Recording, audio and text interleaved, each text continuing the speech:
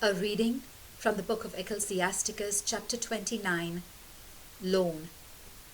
To make a loan to a neighbor is an act of mercy. To hold out a helping hand keeps the commandments. Lend to your neighbor in time of need and repay your neighbor on time. Be as good as your word and keep faith with your neighbor, and you will find your own needs met every time. Many treat a loan as a windfall and cause trouble to those who have helped them. Until someone gets something, that person will kiss a neighbor's hand and refer diffidently to the neighbor's wealth. But when the loan falls due, the borrower spins out the time, repays with offhand words, and finds fault with the timing. Even if the lender insists, barely half will be recovered, and even that will be considered a windfall. But otherwise, the lender will forfeit the money and undeservedly gain an enemy. The borrower will pay back in curses and abuse and with insults instead of honor. Many, not out of meanness, refuse to lend. They are merely anxious not to be cheated for nothing. Generosity. Nevertheless, be patient with someone who is in need. Do not keep such a person waiting on your generosity. In obedience to the commandment, help the poor in time of need. Do not turn the poor away empty-handed. Lose your money for the sake of your brother, sister, or friend. Do not leave it under a stone to rust away. Use your wealth as the Most High has decreed. You will find this more profitable than the money. Stock your storerooms with almsgiving. This will save you from all misfortune. Better than sturdy shield or weighty spear, this will fight for you against the enemy. Security for a loan. A good man will go surety for his neighbor. One who has lost all sense of shame will let him down. Do not forget the favor your guarantor has done you. He has given his life for you. A sinner is careless of his guarantor's prosperity. The ungrateful forgets his deliverer. Going surety has ruined many who were prosperous, tossing them about like the waves of the sea. It has driven powerful people from their homes to wander among foreign nations. A sinner undertakes to stand as guarantor in a hurry. In pursuit of profit, he is hastening towards lawsuits. Come to your neighbor's help as far as you can, but take care not to fall into the same plight. Home and hospitality. The first thing in life is water and bread and clothing and a house for the sake of privacy.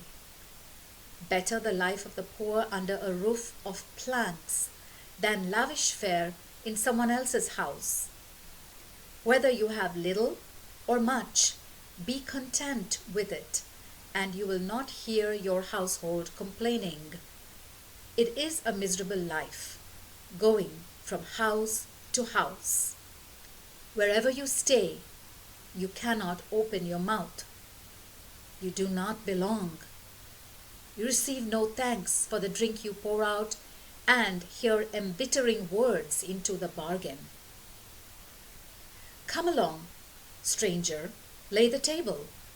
If you have anything ready, give it me to eat. Go away, stranger. Make room for someone important. My brother is coming to stay. I need the house. It is hard for a reasonable person to bear scolding about lodging and insults from a creditor. The word of the Lord.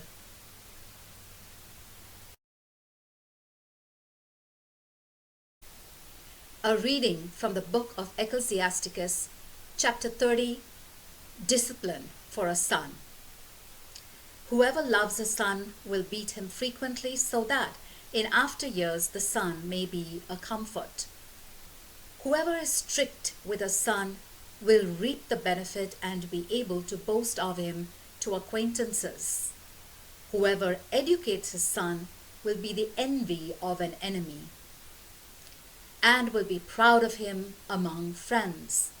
Even when the father dies, he might well not be dead, since he leaves his likeness behind him.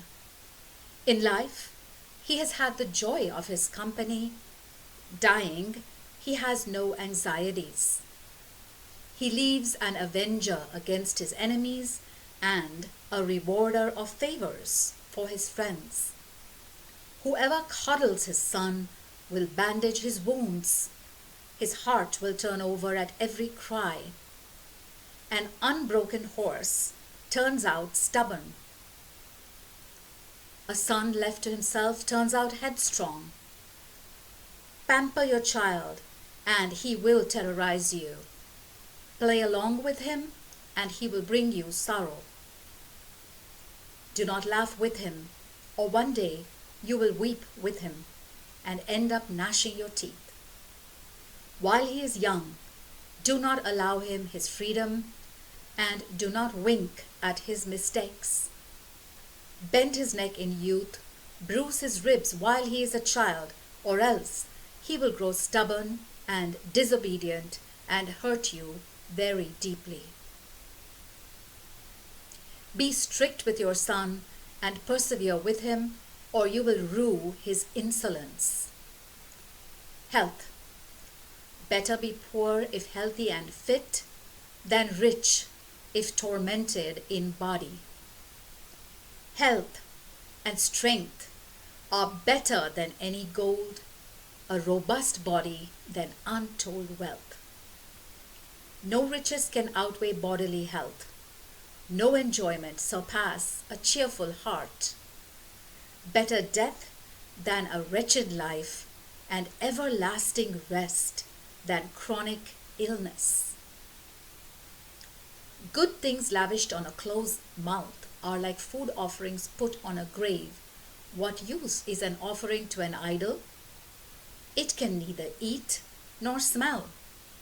This is like someone pursued by the Lord's displeasure. He looks and sighs like a eunuch embracing a pretty girl and sighing. Happiness. Do not abandon yourself to sorrow. Do not torment yourself on purpose. Gladness of heart makes human life. Joy is what gives length of days.